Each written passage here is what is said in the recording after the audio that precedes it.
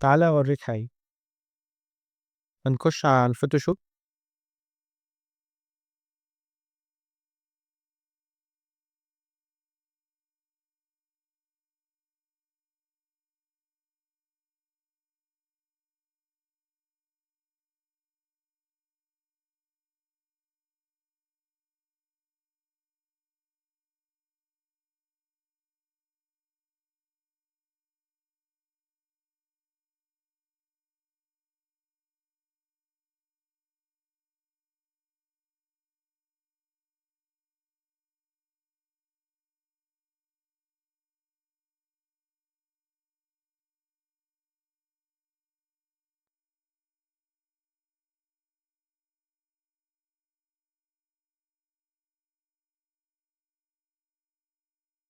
هنكريت ملف جديد بعد ما ندخل على البرنامج.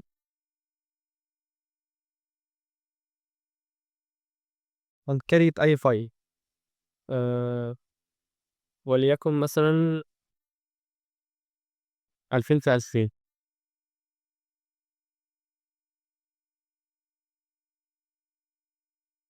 والresolution بتاعنا هنخلّيها أعلى حاجة اللي إحنا عارفينها اللي هي 300 ونضغط create. كده حمّل معانا الملف أو عمل يعني ثانية واحدة نرجع تاني create new 2000 في 2000 pixel resolution. تمام كده المقاس صح. هنسحب أي صورة ونحطها جوّه الملف.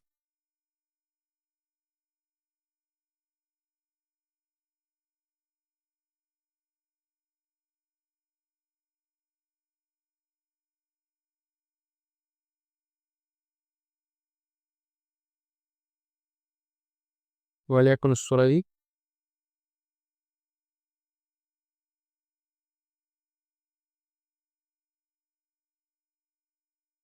هنسحبها كده جوّه الفوتوشوب وهتنزل معايا في الفايل. تمام. هاكبّرها بقى بمساحة العمل اللي هو الفايل اللي إحنا عملناه 2000 في 2000 بكسل.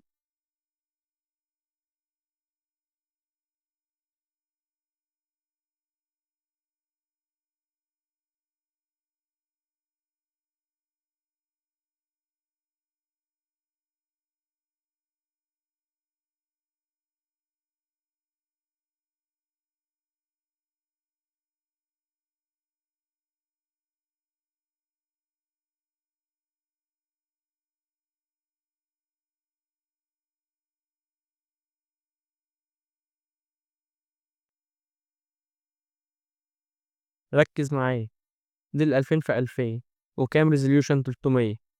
هنصدّرها بصيغة PNG.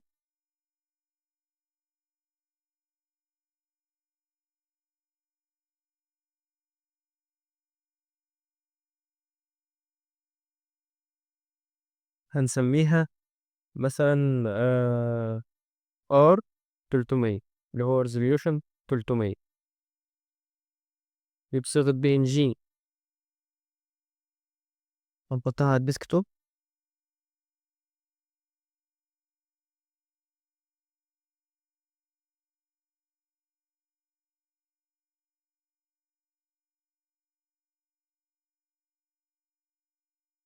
من الصورة ظهرت أهي. أهي. دي كده أول صورة معانا. هنعمل ملف جديد نفس الحاجة بالضبط. هنشيل ده وهنعمل create new. هنعمل ملف جديد نفس برضه المقاس 2000 في 2000 بس الresolution المرّة دي هيكون واحد بس، واحد بس مش 300. وهنضغط create. كده الفايل الجديد بتاعنا 2000 في 2000 resolution 1.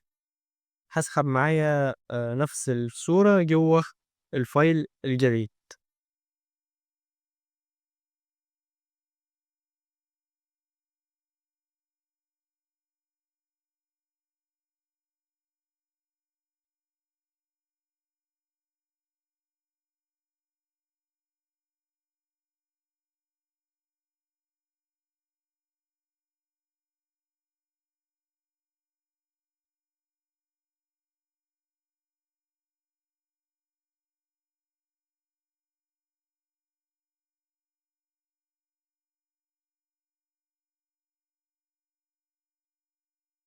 كده عملناها بنفس المقاس بتاع مساحة العمل.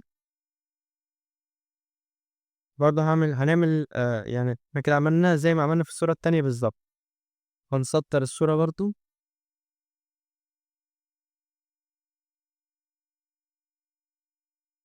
على الديسك توب. هنسميها R1. R1.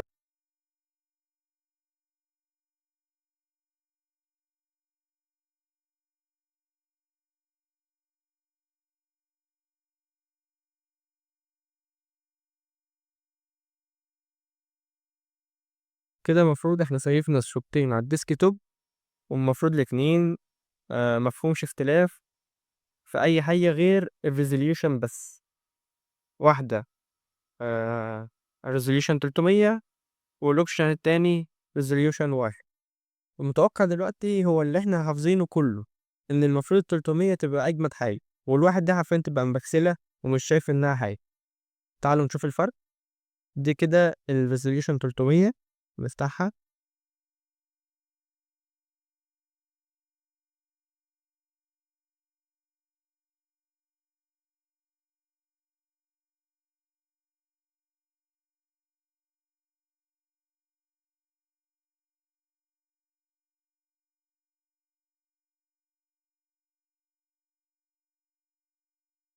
اهي ديت الريزوليوشن 300.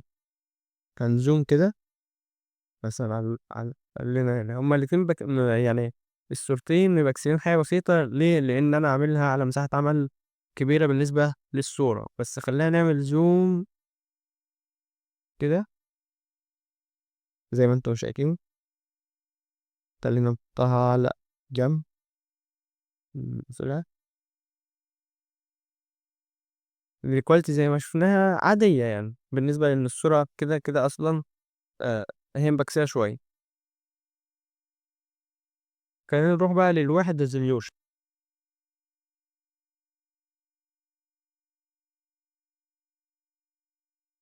بصوا،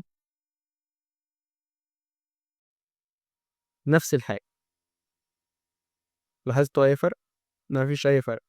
خلينا نحط دي هنا ونجيب التانية هنا، نعمل كده. دي زوم. آه خلينا نعمل الزوم 110، وهنيجي هنا على نفس المنطقة.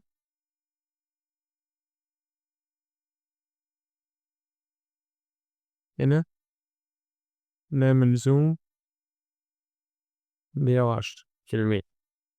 نجيبها كده. هي نفس الحاجة بالظبط، مش في فرق. يعني الاتنين نفس الوضوح، هما الاتنين مكسين نفس البكسلة.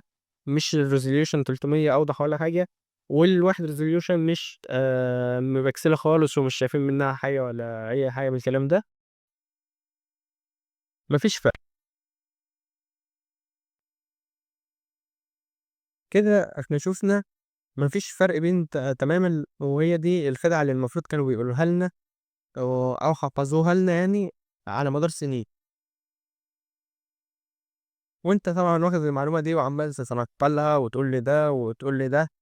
وهو عايز او لو عايز جودة عالية يبقى ريزوليوشن عالي، عايز تفاصيل اعلى فيفها بقى ال 300. يبقى عندنا شوية كلام لو انت شخص مبتدئ علشان تفهم اكتر. الفوتوشوب بيشتغل ازاي او بيشتغل على ايه؟ الفوتوشوب برنامج بيعدل الصور، سواء تفتيح، تغميق، دمج، او حذف من جزء من الصورة. الصورة عبارة عن مجموعة بكسلات اللي هي المربعات الصغيرة. النوع ده من الصور بيتسمى النوع ده من الصور بيتسمى راستر جرافيكس، يعني صور مكونة من بكسلات. ببساطة الفوتوشوب بيعدل على الراستر جرافيكس. يعني ايه بيكسل؟ البيكسل هو أصغر جزء في الصورة، ملوش حجم ثابت زي السنتي أو المتر، لأن واحدة رقمية مش حاجة نقدر نمسكها. شبه البيتكوين كده، حاجة موجودة رقميا بس مش فيزيائية زي الجنيه مثلا. في راستر الفوتوشوب بيعدل على صور مكونة من بكسلات. البكسل هو الوحدة اللي بتتبني منها الصور. كتير من الناس مش فاهمة الحتة دي صح، والمعلومة دي اتنقلت غلط، فكان لازم نوضحها. ريزوليوشن 300 أو ريزوليوشن 1 مش هيفرق معاك. هيفرق في حالة واحدة، إن أنت ما تكونش بتشتغل مثلًا سوشيال ميديا أو التصميم بتاعك مش هيتعرض على الشاشات. لأ، التصميم بتاعك هتفرق في حالة واحدة، لو التصميم بتاعك بيتعرض على أو مش بيتعرض لو التصميم بتاعك بيتطبع، لو هتطبعه. فهي الresolution مش هيفرق معاك لو التصميم بتاعك هيتعرض على الشاشات بس مش هيتطبع، إنما لو طبعًا هيتطبع الresolution بيفرق، 1 تفرق عن 300.